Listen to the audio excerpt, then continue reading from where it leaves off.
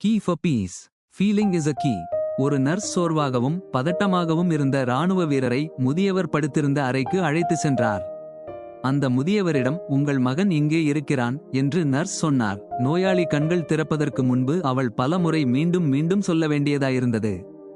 மாரடைப்பின் வலியால் மயக்கமடைந்த அவர் ஆக்சிஜன் கூடாரத்திற்கு வெளியே இளம் இராணுவ சீருடை அணிந்த இராணுவ வீரர் நிற்பதை மங்கலாக கண்டார்.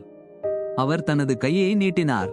இராணுவ வீரர் தனது கையால் அந்த முதியவரின் தளர்ந்த கையை பற்றிக் கொண்டார். அன்பாக முதியவரிடம் பேசினார். நர்ஸ் இராணுவ வீரர் உட்கார ஒரு நாற்காலியை கொண்டு வந்தாள். இரவு முழுவதும் இளம் இராணுவ வீரர் அந்த முதியவரின் கையை பிடித்துக் கொண்டு அருகில் அமர்ந்திருந்தான். இராணுவ வீரர் சிறிது நேரம் ஓய்வெடுக்குமாறு நர்ஸ் பரிந்துரைத்தாள். அந்த இராணுவ வீரர் அதை மறுத்துவிட்டார். இராணுவ வீரரின் காதில் மருத்துவமனையின் இரவு சத்தங்களையும் இருந்த அறையில் வந்த சத்தங்களையும் இரவு ஊழியர்கள் வாழ்த்துக்களை பரிமாறிக்கொள்ளும் சிரிப்புகளையும் மற்ற நோயாளிகளின் அழுகைகள் மற்றும் முனங்கல்கள் சத்தமும் காதில் கேட்டன. அவ்வப்போது அவன் சில மென்மையான வார்த்தைகளை சொல்வதை நர்ஸ் கேட்டாள். இறக்கும் நிலையில் இருந்த முதியவர் எதுவும் பேசவில்லை. இரவு முழுவதும் தன் மகனை இறுக்கமாக பிடித்துக் கொண்டிருக்கிறதை பார்த்தாள்.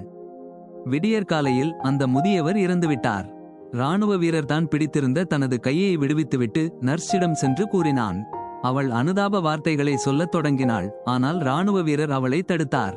அந்த முதியவர் யார் என்று அவர் கேட்டார்.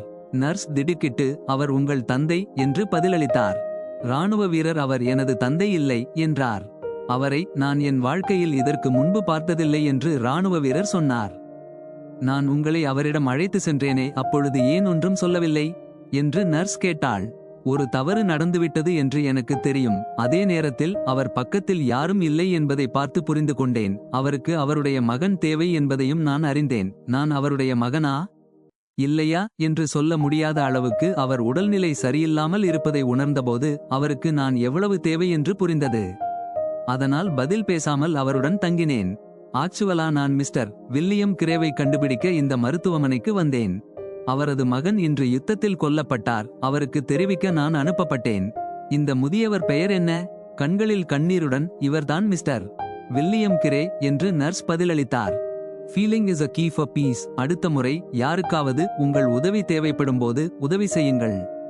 பாய். தேங்க்ஸ் ஃபார் வாட்சிங்.